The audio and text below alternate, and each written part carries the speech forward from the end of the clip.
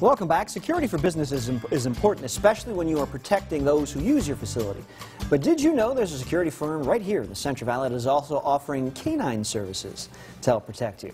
Explains why we have two very large German Shepherds here. Joining us with the details on STC Security Services, Leonard Rossen and Rico, Christina Rossen and Madix. Guys, thanks so much for being here. And I got to say, beautiful dogs. They get your attention when they walk in, and that's part of the reason. They're a visible deterrent, first and foremost, right? Yes. They definitely help with deterring criminal activity when we have them around. So what are some of the advantages? Obviously, a dog's heightened sense of smell provides an advantage, but what are these dogs primarily used for?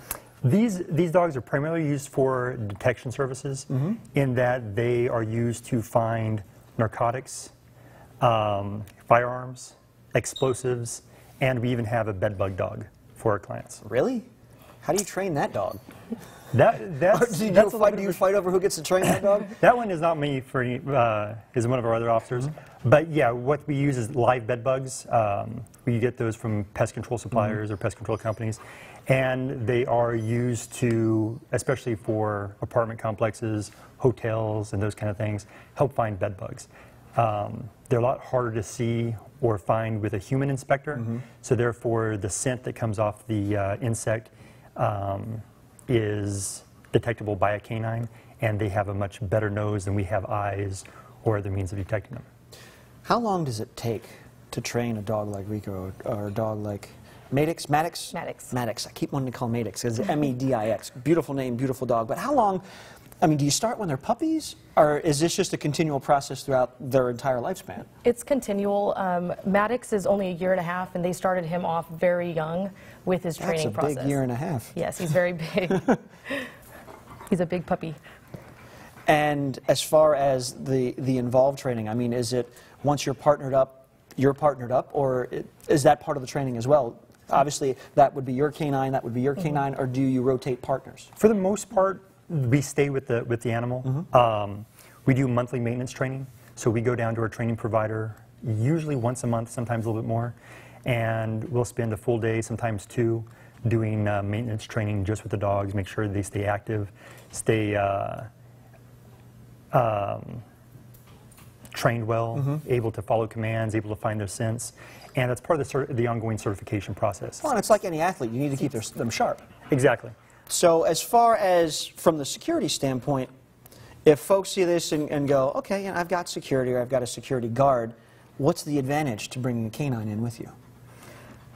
Well, the advantages are with, aside from visible, especially with the detection services, some of the advantages are we can do a lot of things, for example, that the police departments are not able to do, not because they can't, but because of state budgets and the issues that arise with budget issues.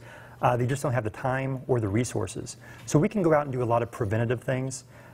We can go out and help clients that have a suspicion that maybe narcotics are in their place of business or even their home and things of that nature. So a lot of it's done for our clients just to relieve suspicion that they might have or to reduce liability in the case of insurance and those kind of things, depending on what kind of business it is. Before we go any further, and I love, we were just talking about this before we came, I love the phone number if you want to get a hold of STC Security. It's 1-844-K9-SNIFF. That's sniff with 2 Fs, by the way. Just the dogs, beautiful dogs, and I keep, these aren't pets by any stretch of the imagination. Even though if folks come up and you're on patrol, oh, hi, beautiful dog, people should, as you're on patrol, if you're doing your job, they shouldn't just come up and want to pet the dogs, right? That's correct. We usually tell them it's a work dog and to usually not to pet them when they're working. But they're, clearly they're so threatening. Rico, bud, we're up here. How you doing? You okay? He's taking a break. He was licking the floor earlier, but with these dogs, because there is so much training involved and so much upkeep, does that add to the cost of security? I mean, or is it more, is it just an expense that most people say, hey, it's far too expensive, or is it not that much different from just an armored patrol? It's really not that much more expensive. We actually have done a lot of work to reduce the costs, make it affordable. Beautiful. We're there to try to provide a service, try to help the community, And in doing so, we really try to reduce the cost as much as possible for it, so it is affordable to the average consumer. Is there any limit to the area that you guys will monitor, or is it valley-wide? Well, we actually are from, we go from Madera County all the way to Kern County. Oh, wow. Big expanse. I have a request. One of the dogs, just because I'm a German Shepherd lover, can one of them speak for us? Yes. Which Seats. one? Oh. Geblaut. Good boy. Good boy. Geblaut. And by the way, that language you're hearing is German. It's not because they're German Shepherds, and that's done on purpose. You train them in German because not a whole lot of people know German in general, and that's for your safety and the dog's safety, too. That's correct. That's right. Most people don't speak German, therefore you're not expected to get a lot of commands, so it helps not to confuse the dog and for them to follow the directions that the handler is giving to them. Perfect. Well, thanks, guys, and thank you both for yeah. being here again. 1-844-Canine-SNIF if you need the services of expert canine dogs, right?